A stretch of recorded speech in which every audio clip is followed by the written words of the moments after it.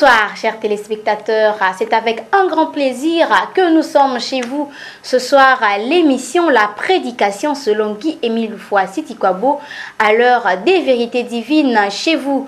Un nouveau numéro, un nouveau thème de ce soir. Nous sommes très heureux, amis téléspectateurs, vous qui êtes toujours scotchés sur les programmes de la RTA-OPH, que Dieu vous bénisse, que la grâce de notre Seigneur soit notre partage ce soir. Nous avons un nouveau numéro, un nouveau thème. Dans cette émission, la prédication selon Guy-Émile Loufoua Sitikwabo. Et ce thème, nous allons le découvrir tout à l'heure, mais avant, nous allons d'abord recevoir nos invités, nos éminents prédicateurs de l'association Luzolo Amour OPH que nous avons reçus ici dans ce beau studio de la RTA OPH. Bonsoir. Bonsoir. Bonsoir. Nous avons, papa, le frère Nyanzambi Ange, membre confirmé de l'OPH, inspecteur spirituel et itinérant, prédicateur MEDA selon Guy-Émile Loufoua Sitikwabo. Le frère Mavanga Nsoki Victor, membre confirmé de l'OPH, inspecteur spirituel et itinérant, président adjoint de la sous-section La Jérusalem Céleste numéro 6, membre du bureau de la prédication en langues étrangères, prédicateur en langue française, MEDA, promotion Guy-Émile Loufoua Sitikwabo, le bon berger, 662 matricules, chef coq. Merci chers téléspectateurs, nous venons de découvrir les prédicateurs de l'association Luzolo Amour OPH avec qui nous allons développer un thème que nous avons tiré du livre de Galates 6, verset 6, qui nous dit que celui à qui l'on enseigne la parole fasse part de ses biens à celui qui l'enseigne. Je répète, celui à qui l'on enseigne la parole fasse part de ses biens à celui qui l'enseigne.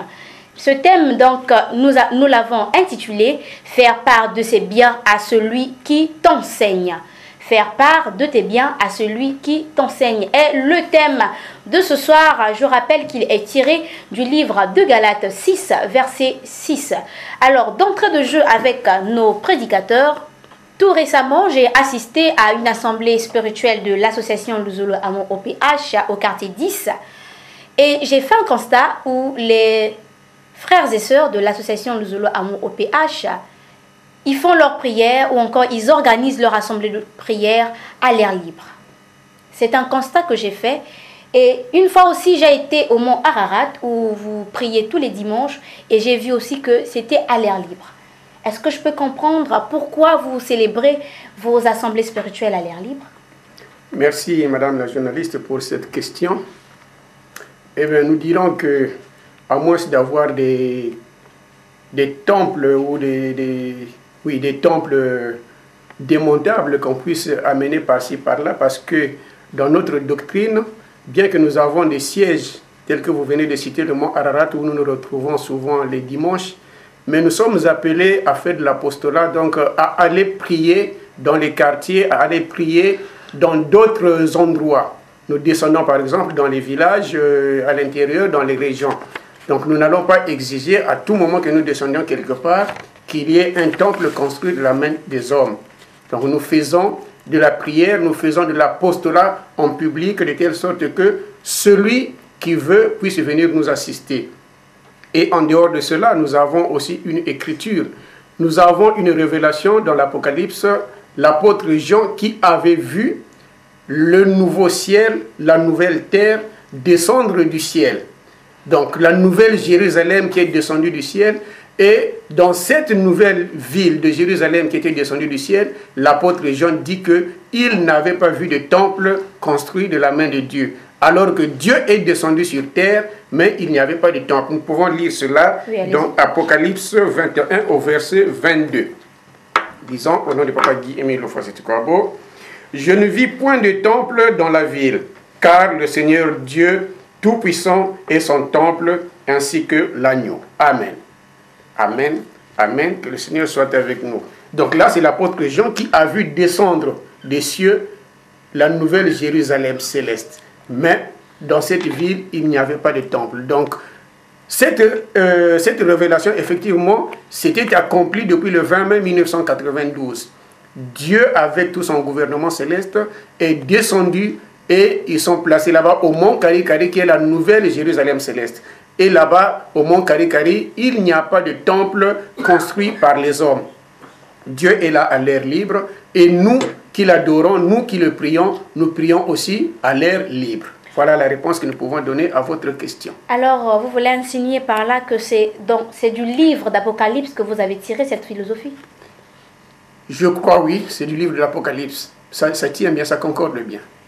Merci. Ce qui concerne vos prières, lors de ces assemblées spirituelles, j'ai constaté qu'il y avait 3 personnes qui disaient des prières. Cela signifie quoi? 3 personnes pour dire des prières. Oui, madame la journaliste, je crois que ça ne fait aucun secret. Nous faisons là allusion à la Sainte Trinité. Dieu le Père, Dieu le Fils, Dieu le Saint-Esprit. Et c'est cela qui nous amène aussi à terminer nos prières par Amen, Amen, Amen 3 fois. Voilà, madame la journaliste. Merci, cher prédicateur. Merci également, chers téléspectateurs. Nous venons là d'être éclairés. Un nombre vient d'être éclairé ce soir. Alors, revenons sur le thème de ce soir. Faire part de ses biens à celui qui t'enseigne. Tiré donc du livre de Galates 6, verset 6. Qu'est-ce que vous entendez par faire part, d'abord? Faire part, madame la journaliste, c'est simple à expliquer. C'est donner. C'est réserver une partie de tes biens ou de mes biens à offrir à qui je veux. Voilà ce qu'on entend par faire part. Faire part, je le dis, c'est donner. Réserver une partie de tes biens ou de mes biens que je peux offrir à qui je veux. Voilà. Alors, vous venez de dire tout à l'heure, faire part de ses biens, c'est donner à qui vous voulez et quand vous voulez. C'est donner une partie de mes biens de vos biens. Ou de mon bien. Une partie de ce que vous avez, vous le donnez à qui vous voulez et quand vous voulez. À supposer que j'ai fait un champ de maïs. J'en ai eu 40 sacs.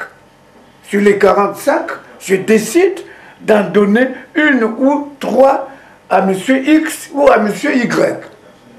Alors, peut-on comprendre pourquoi utilisez-vous ce passage biblique? Ou encore, pourquoi faire des dons dans une église? Bien, pourquoi faire des dons dans une église? C'est un passage qui est tiré d'abord de la Bible. Donc, c'est un enseignement biblique. Alors, l'homme, son Dieu, il est porteur de plusieurs maux et il est exposé à plusieurs risques qui peuvent le conduire à malmener sa vie. C'est-à-dire sa vie sera entachée tant que l'homme ne connaît pas Dieu. Soit il ne jouira pas d'une bonne santé, il ne va pas progresser sur le plan social, dans beaucoup de problèmes, il risquera de connaître des insuccès. Et une fois qu'un ancien de l'Église lui parle, lui fait découvrir Dieu, et qu'il constate que ses problèmes sont réglés, qu'il recouvre sa santé, qu'il fait des progrès dans plusieurs domaines, la moindre des choses, je pense que serait de reconnaître Dieu qui a fait de lui quelqu'un, qui lui rétablit dans sa santé, qui lui rétablit dans sa vie sociale, etc., etc. Et puisque nous reconnaissons Dieu, mais ce Dieu-là aussi, nous devrons reconnaître qu'il y a quelqu'un qui nous l'a enseigné. Ce n'est pas d'emblée moi-même qui suis allé voir Dieu, mais c'est quelqu'un qui m'a parlé de ce Dieu-là, c'est quelqu'un qui m'a enseigné la parole. Donc aussi, comme dit la Bible, qu'on ne peut pas aimer Dieu qu'on ne voit pas, mais c'est plutôt à travers le prochain. Donc ici, le prochain que je considère, c'est cette personne qui me parle de la parole, c'est cette personne qui m'enseigne la parole. Donc la moindre des choses, c'est de reconnaître aussi cette personne-là qui m'enseigne le bien, et cela ne m'empêcherait pas de lui offrir ce que je peux avoir comme présent. Donc c'est en guise de reconnaissance que vous parlez de cela. Exactement, en guise de reconnaissance. Mais c'est la même Bible qui nous dit, vous avez reçu gratuitement, donnez aussi gratuitement. Mais oui, quand Parce que celui qui t'enseigne, il t'enseigne la parole gratuitement. Et toi qui reçois aussi, tu reçois gratuitement. Est-ce une obligation de donner encore à la personne qui vous a enseigné?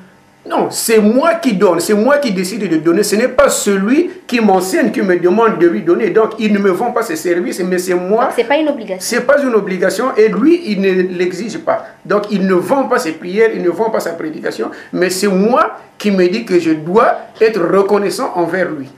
Donc, ce n'est pas une obligation. Alors, l'homme de Dieu à qui vous faites des dons, l'homme de Dieu à qui vous allez offrir ces présents-là, est-il dans l'obligation de recevoir ou pas?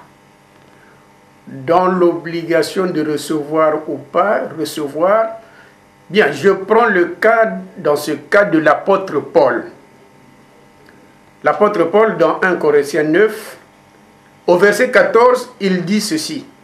Le Seigneur nous a accordé que nous puissions vivre de la parole. C'est-à-dire, comme on dit, celui qui travaille à l'hôtel, mange à l'hôtel. Étant donné que vous êtes des prédicateurs, vous êtes des fonctionnaires du ministère de la prédication, donc vous avez droit de jouir du travail que vous faites. Mais l'apôtre Paul se refuse ce droit. Il se dit, bien que j'en ai le droit, le Seigneur m'en a accordé. Mais je ne veux pas vivre à votre dépens. J'ai des mains, je travaille de mes mains pour que moi-même je subvienne à mes besoins et subvenir aussi aux besoins des autres. Et pourtant, il en a bel et bien le droit, mais il se le refuse. Donc, celui à qui on offre les biens ou les dons, est-ce qu'il est en droit de le recevoir? Est-ce que c'est une obligation? Ça n'engage que lui. Mais moi, je pense que refuser une offre, ça fait mal à celui qui l'offre. Merci. Avez-vous quelque chose à ajouter? Oui, madame la journaliste. Mais puisqu'il s'agit des dons ici, il faudrait bien peut-être qu'on les détermine. Allez-y. Il y a des dons en espèces, il y a des dons en nature. Bien sûr. Voyez? À qui les donner? Avant même que je ne vienne sur les dons à offrir au président fondateur de l'ASLA OPH, mais à une époque révolue, le maître de l'école primaire, je prends seulement cet exemple en passant, le maître de l'école primaire à cette époque-là, à tout moment recevait des dons des parents, d'élèves, en guise de reconnaissance. Ce n'est que normal, puisqu'il offre aux enfants une éducation et une connaissance. Exactement. À combien plus forte raison, quand vous avez affaire à un guide éclairé, pas de moindre, un guide éclairé, madame la journaliste. Mais attendez, frère Mavangasoki. Vous savez, il y a certains hommes de Dieu qui utilisent ce verset biblique pour ruiner les fidèles. Il ne faut pas l'oublier. Bon, il y en a justement, tel que vous le dites, il y en a qui se servent de Dieu pour s'enrichir. Mais d'autres qui servent Dieu. Se servir de Dieu, c'est produire du mensonge à travers les versets bibliques pour s'enrichir. Ça, ce ne sont pas des guides éclairés. Mais le guide éclairé, lui, sert Dieu. Il sert Dieu. Il ne se sert pas de Dieu pour s'enrichir. Il sert Dieu. C'est le guide éclairé. C'est pourquoi nous parlons de ce thème-là aujourd'hui en ce studio. Frère Mielanzambi Ange, parlons des hommes de Dieu qui utilisent ce passage biblique pour ruiner les fidèles. Ce passage biblique pour ruiner les fidèles, effectivement, il y en a. Il y en a, bon, mais ce n'est pas de bonne pratique, comme dit mon frère Mavangasoki. Il y en a qui se servent de Dieu pour ruiner, alors que ce n'est pas du tout normal. Je prends d'abord le cas de l'apôtre Paul, parce que cette écriture, c'est l'apôtre Paul qui l'a écrite. Oui. Alors, nous connaissons dans quelles conditions l'apôtre Paul a été pris par le Seigneur Jésus-Christ comme apôtre. Nous connaissons dans quelles circonstances. Donc, nous ne pouvons pas en douter que Paul est bel et bien un apôtre du Seigneur, engagé dans le service par le Seigneur Jésus-Christ. Et lui, quand il va dans la moisson, il a bel et bien le droit de bénéficier du fruit de sa prédication, du fruit du travail qu'il fait. Et les disciples ou l'église qu'il forme, l'église qu'il crée, ceux-là qu'il baptise sont également en droit de bénéficier des fruits que lui, il doit bénéficier, parce que c'est la parole de Dieu qu'il annonce.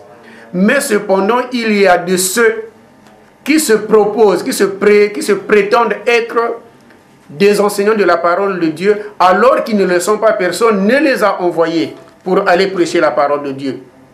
Ils veulent simplement se créer une place sous le soleil.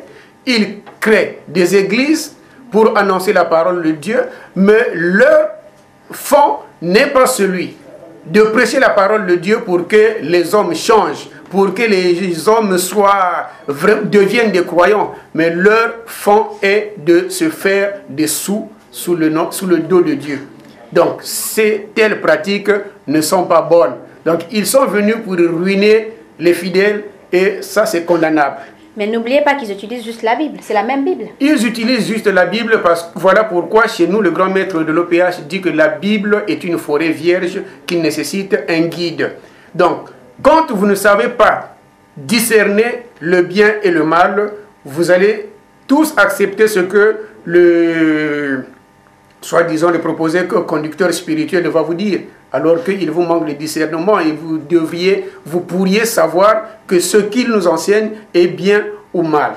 Donc, ce n'est pas tout ce qui est dans la Bible que les gens doivent appliquer bêtement. Parlons de l'association Luzolo Amour OPH. Plus haut, vous avez défini faire part comme donner. Donner une partie des biens que vous avez à celui qui vous enseigne la parole de Dieu. Et vous avez expliqué que faire cela, c'est par votre propre gré, votre propre volonté. Mais dans l'association Luzolo Amour, vous célébrez 2 fêtes. Et ces 2 fêtes sont consacrées au président fondateur de l'association Luzolo Amour OPH. Lors de ces fêtes, vous offrez des dons de toute espèce, de toute nature. Cela devient comme qui dirait de l'obligation, n'est-ce pas? Oui ou non? Bien, ce n'est pas de l'obligation, mais c'est une organisation. C'est-à-dire? C'est-à-dire, on n'a pas obligé aux frères et sœurs ou aux fidèles de l'association Luzolo Amour de faire des dons au président fondateur, mais c'est une organisation par rapport aussi aux Écritures que nous venons de lire. Oui.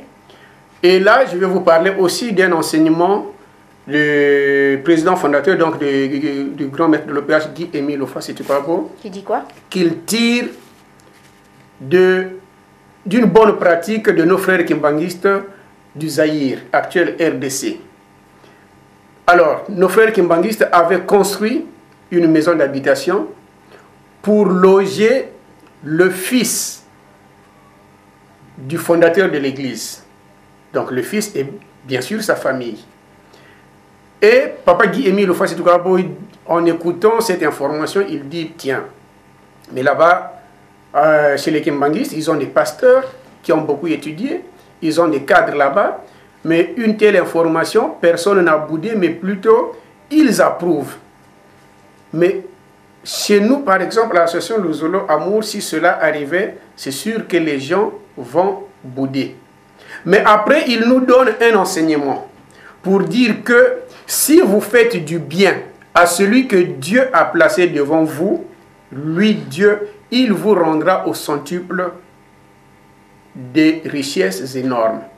Donc voilà l'enseignement qu'il nous donne par rapport à ce que les frères kimbanguistes ont fait pour le fils du fondateur de l'église. Et ajouter à ce que nous venons de lire dans Galates 6, verset 6, ou dans 2 Corinthiens 9, de 7 à 8, 1 Corinthiens 9, de 8 jusqu'à 15. Il y a un grand enseignement. Donc, par conviction, on comprend que faire des dons à celui que Dieu a placé devant nous, c'est une grande reconnaissance. Et Dieu, lui-même qui est le plus riche des riches, va nous le restituer d'une manière ou d'une autre. Voilà pourquoi aussi, vous parlez là des 2 fêtes dans l'association Luzolo Amour, au cours desquelles nous faisons des dons. Cette fête ou ces fêtes ne germent pas de papa Guy-Émile Houphouët-Boigny. Ah bon? Oui, c'est un frère qui avait été commis d'animer l'axe nord de la République du Congo, en la personne du frère Jean-Alexandre Ngambiki, qui, pendant les périodes de troubles que nous avons connues, il reçoit la lettre et la cassette de Papa Guy-Émile Houphouët-Boigny pour lui donner des instructions sur le bon fonctionnement de l'association Luzolo Amour OPH, alors que le pays connaissait des troubles. Et c'est là où il s'est dit, tiens, mais le papa là, pendant que nous sommes en trouble, lui, il ne fait que penser à la bonne marche de l'association Luzolo Amour OPH. Et nous, qui étions dans des problèmes, qui étions malades, qui étions secoués par des esprits mauvais, il nous a rendu la vie facile. Il nous a délivrés de là où nous étions. Qu'est-ce que nous faisons de lui? Qu'est-ce que nous faisons de bien pour lui? Alors que lui, il ne cesse de penser à nous. Et c'est là où il avait pensé que d'organiser les frères et sœurs de l'Axe Nord, d'offrir des biens, des présents à l'endroit du président fondateur Guy-Émile Houphouët-Boigny. Et le grand maître, quand il a reçu ce message, il a entériné. Cela se passe en quelle année? Cela se passe en 2000. Il a entériné, il a accordé, et voilà pourquoi cela est devenu une fête à célébrer de génération en génération, et donc une occasion pour les frères et sœurs de l'association Luzolo Amour d'offrir des dons à l'endroit de Guy-Émile Houphouët-Boigny, le président fondateur de l'association Luzolo Amour. Ça n'émane pas de lui, mais ça émane d'un frère qui a eu cette bonne initiative. Voilà ce que je peux dire sur Frère cette question. Mavangasoki, avez-vous quelque chose à dire? Oui, madame la journaliste, je vous ai entendu parler d'obligation. Ouais. Non, non. Il faut plutôt dire une prise de conscience des bienfaits du guide éclairé à l'endroit de tous les frères et sœurs de l'ASLA OPH et d'autres congrégations. Madame la journaliste, j'ai parlé des maîtres d'antan à qui on offrait, à qui on faisait des dons. Juste parce qu'ils étaient en train d'éduquer et d'instruire les enfants. Oh là là. Mais quand il s'agit du président fondateur de l'ASLA OPH, Guy-Émile Houphouët-Boigny, qui gère ton âme à toi. Non, pas mon âme. Nos âmes. Ouais. De ceux qui sont dans l'ASLA et ceux qui ne sont pas dans l'ASLA. Madame la journaliste, franchement, peut-on parler d'obligation? Non. C'est une prise de conscience, une sorte de gratitude tout entière. Parce qu'il faut éviter d'être ingrat vis-à-vis du président fondateur de l'ASLA OPH, qui te guérit par la parole.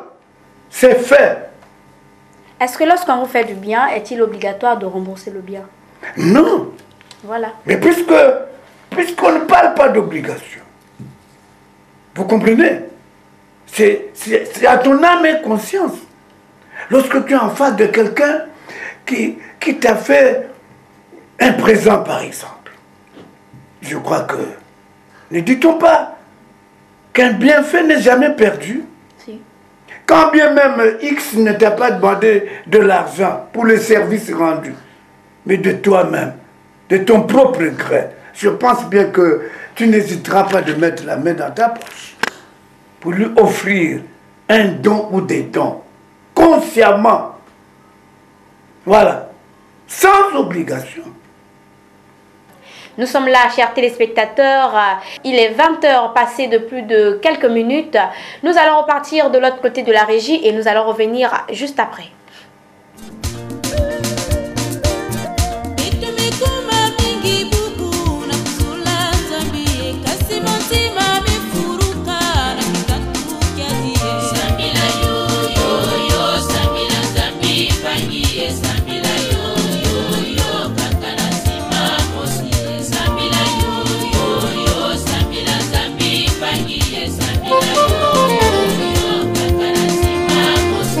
Etwa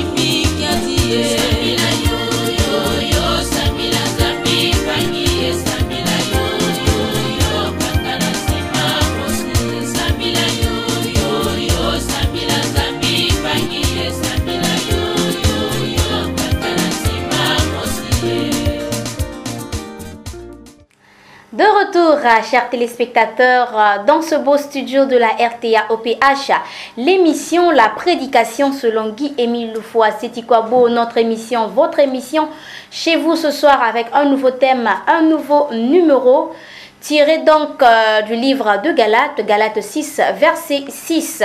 Et le thème de ce soir, nous l'avons intitulé « Faire part de ses biens à celui qui t'enseigne ». Faire part de tes biens à celui qui t'enseigne. Nous revenons ici sur ce plateau avec les prédicateurs. Alors tout à l'heure, le frère Mavangasoki vient de dire « Donner à Guy-Émile Loufoua Setikwabo qui gère les âmes des hommes. C'est pas mauvais, c'est pas une obligation, c'est plutôt une prise de conscience. » Alors, j'aimerais savoir, où vont ces dons? Ces dons que vous offrez au président fondateur de l'association Luzolo Amour OPH. D'autant plus que nous savons tous que le président fondateur de l'association Luzolo Amour OPH, en la personne de Guy-Émile Loufoua Setikwabo, n'est plus en contact physique avec les hommes de la terre. Il a disparu tel une fumée dans la nature. Frère Mavangasoki. Merci Madame la journaliste pour cette question très importante. Mais je voudrais revenir sur un aspect de don. Lorsqu'on parle de don, il faudrait bien que nous signifions bien. Des dons en espèces, par exemple. Ce n'est pas de l'argent sale, gagné malhonnêtement. Que ce soit des dons en nature ou en espèces. Permettez-moi d'ouvrir une parenthèse, une petite parenthèse.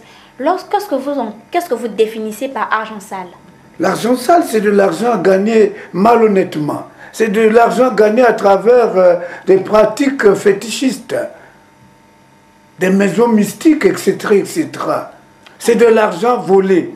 Tu vas voler de l'argent, tu vas détourner de l'argent dans une banque. Et tu vas faire un don. Voilà, et tu vas faire un don au grand maître de l'OPH, Guy-Émile Loufoua Setikwabo. Ça passe pas. Okay. Ça passe pour les hommes, mais pour Dieu lui-même, ça passe pas. Alors, pouvez-vous répondre à la question? Quand je dis où vont les biens de l'association, ces dons-là que vous offrez au président fondateur? Ça va au président fondateur lui-même. Nous savons tous que le président fondateur n'est plus en contact avec les hommes de la terre. Il a disparu, telle une fumée dans la nature. Guy-Émile Loufoua Setikwabo n'a jamais disparu. Il est bel et bien vivant. Guy-Émile Loufoua Setikwabo est bel et bien vivant. Exact. Si je voudrais vous faire état d'une note de 1998. Ça date de 1998, nous sommes en 2017. Mais oui, mais ça veut dire que Guy-Émile Loufoua Setikwabo ne connaîtra jamais de mort.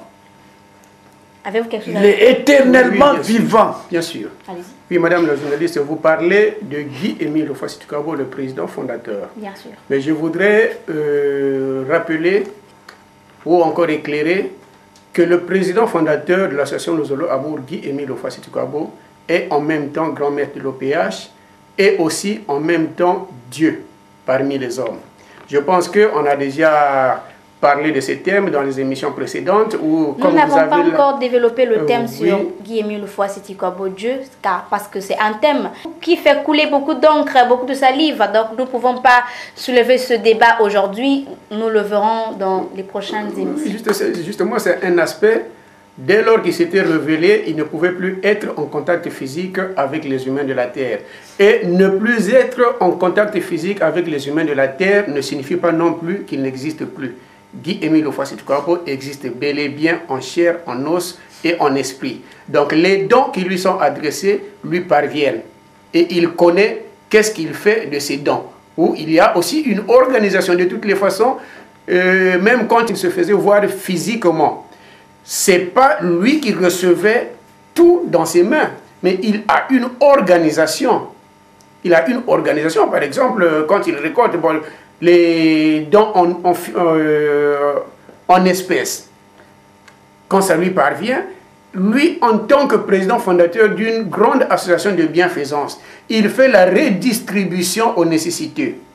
Et dernièrement, nous avons, je pense que vous le savez, nous avons un centre médico-social à Loudima, qui est construit sur un lopin de terre, sur un domaine de terre, au moins de 32 parcelles.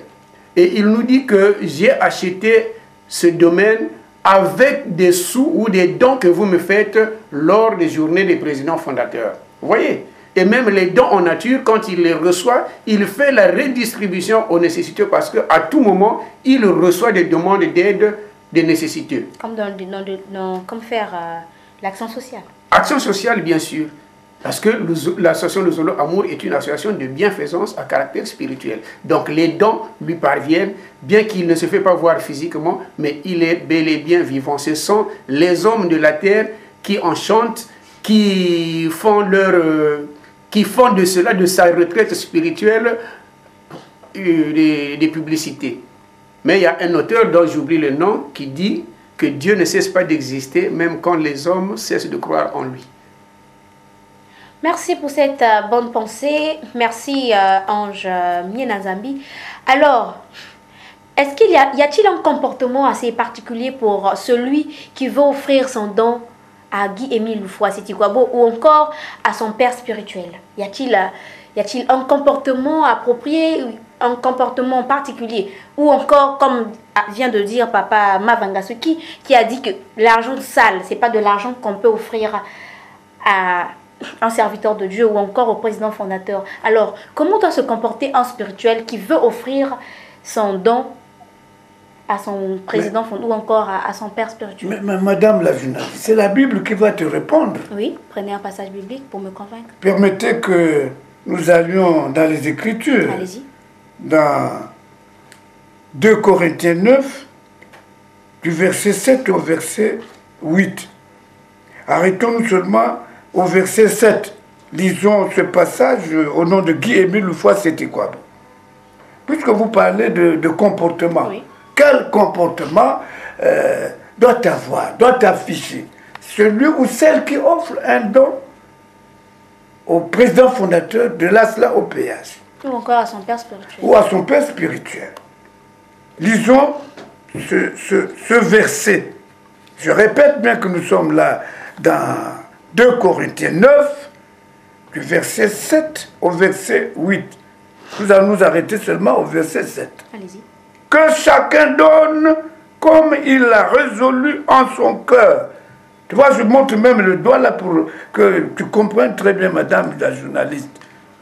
Sans tristesse ni contrainte, car Dieu aime celui qui donne avec joie. Voilà l'attitude, voilà le comportement que doit afficher celui ou celle qui doit offrir un don à son guide spirituel. Autrement dit, quand nous lisons Acte 20, verset 35, qu'il y a plus de bonheur à donner qu'à recevoir, si tu le fais avec contrainte, tu n'auras jamais de bonheur. Il faut le faire sans contrainte, sans regret. Sinon, voilà madame la journaliste. Alors, dans l'association Luzolo Amour au PH, lorsque vous célébrez ces deux journées spéciales consacrées au président fondateur de l'association Luzolo Amour au PH, quelle motivation donnez-vous aux frères et sœurs? C'est pourquoi je reviens sur cette question pour dire, est-ce une obligation, puisqu'il y a des fêtes qui sont instituées, est-ce une obligation dans la sensibilisation des frères et sœurs? Est-ce une obligation que chaque frère, chaque sœur apporte un don au président fondateur de l'association Luzolo Amour au PH? Bien. Merci une fois de plus, madame la journaliste. On ne parlera pas d'obligation, mais il y a une mobilisation. Avant chaque fête, nous prenons le temps de sensibiliser les frères et sœurs, de les ramener à la raison, de leur faire un petit rappel de ce qu'ils ont été et de ce qu'ils sont devenus grâce à cet homme qui est le président fondateur de l'association Luzolo Amour au PH. Et par conviction, par prise de conscience, la personne elle-même réalise que je suis en droit de donner, d'offrir quelque chose à celui qui a fait de moi ce que je suis devenu. Et surtout, quand on le fait, on ne s'attend pas immédiatement à quelque chose.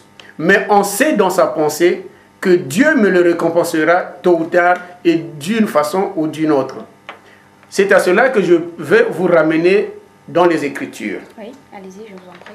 Nous avons le prophète Élie, qui avait été averti par l'Éternel Dieu d'aller voir une veuve qui était à Sarepta, la veuve de Sarepta, qui n'avait qu'une petite portion de farine et un peu d'huile comme réserve. Et quand le prophète arrive chez cette veuve, lui demande d'abord de l'eau, elle lui donne de l'eau, et ensuite lui dit, prépare-moi un gâteau.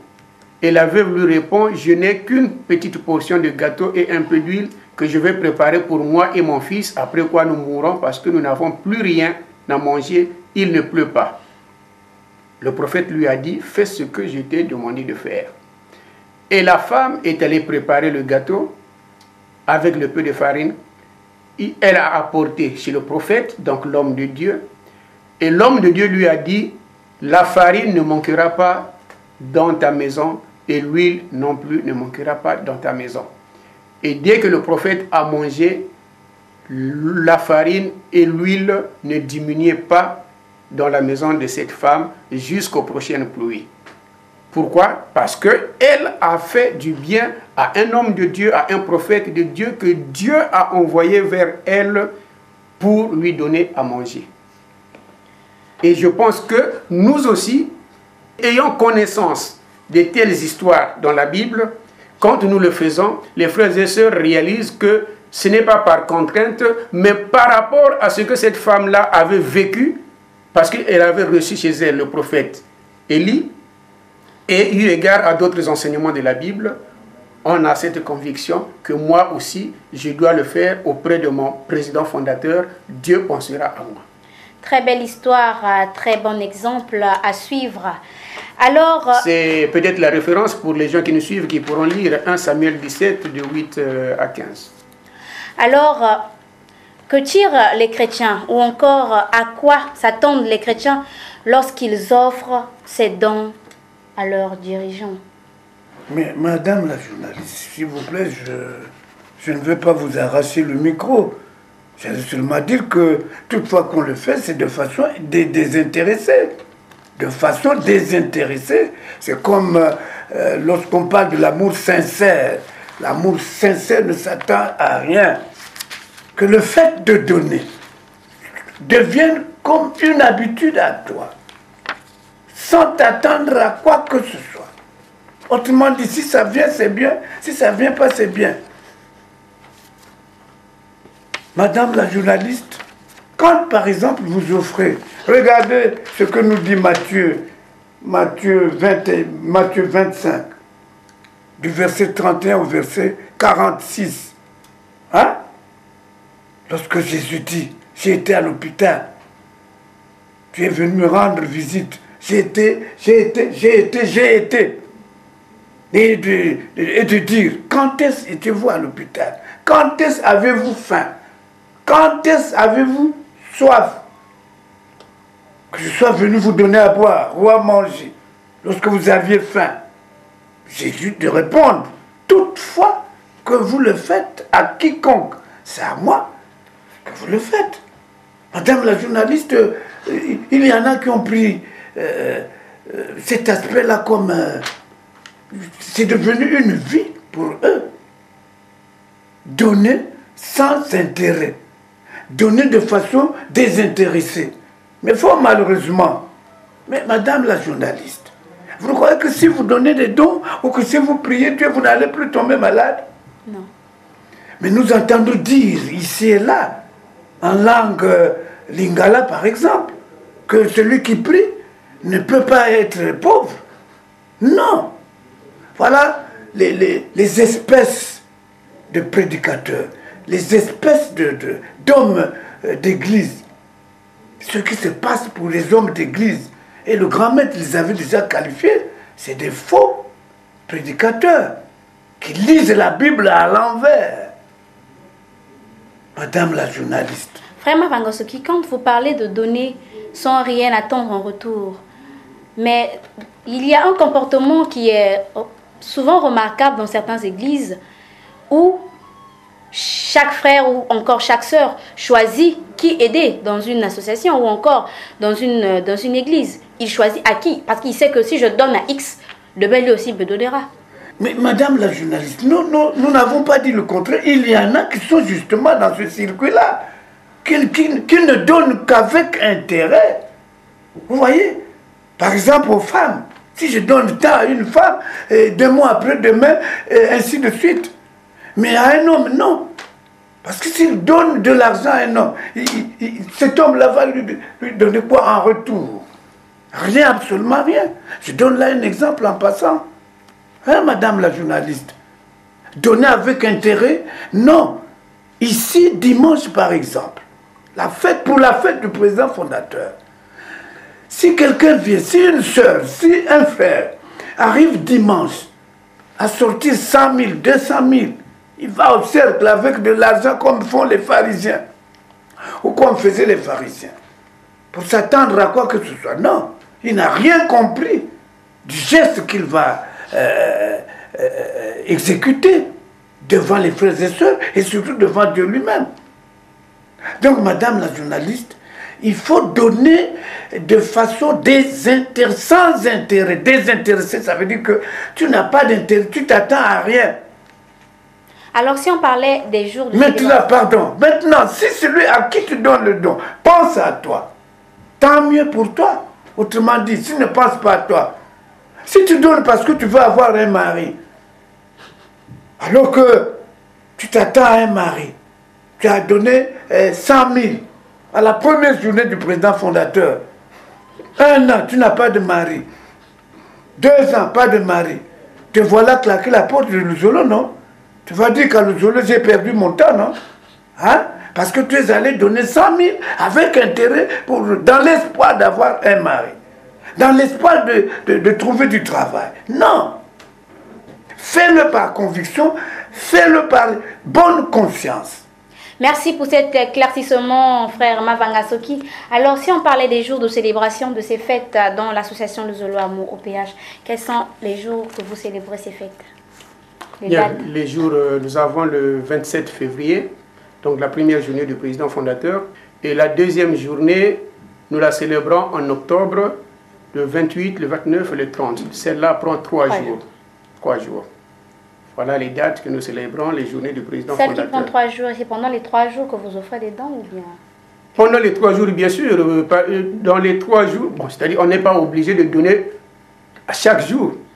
Celui qui n'a pas eu l'occasion d'être là à la première journée ou au premier jour, il vient au deuxième jour. Okay. Il amène son don le deuxième jour. Celui qui viendra le troisième jour, il amène le troisième jour. Ou selon aussi les moyens, la disponibilité des moyens. Si c'est au troisième jour seulement que tu auras les moyens, que tu seras disponible à faire ton pli, tu amènes ton colis au troisième jour de la séance. Merci, nous connaissons les dates maintenant des célébrations de ces fêtes. En matière de médias, l'heure c'est l'heure. Amis téléspectateurs, l'émission La Prédication selon Guy Émile Lefoy Sétikwabo, lentement et sûrement est arrivée au rez-de-chaussée de ce dimanche. Alors, chers prédicateurs, que doivent retenir les frères et sœurs de l'association Luzolo Amour OPH sur ce thème que nous avons développé ce soir, et aussi les hommes de Dieu qui utilisent la Bible pour ruiner leurs fidèles? Quel message passez-vous ce soir? Le retenant de notre entretien de ce soir, le retenant, c'est que s'agissant des dons, nous avons parlé des dons en espèces ou en nature, ou en espèces et en nature. Tout dépend des moyens de quelqu'un ou de quelqu'une. S'il peut offrir à la fois en espèces et en nature, ça ne dépend que de lui. Tout dépend de sa conviction, de sa prise de conscience à offrir un don ou des dons à son guide spirituel. Et lorsqu'on a parlé des dons en espèces, par exemple, ce n'est pas de l'argent sale. Nous avons dit que l'argent sale, c'est de l'argent gagné malhonnêtement. C'est de l'argent, par exemple, qu'on a volé dans une banque ou dans un lieu quelconque. On doit aller offrir au président fondateur. Non. S'il s'agit aussi des dons en espèces, par exemple, tu ne dois pas envoyer par exemple, un régime de bananes.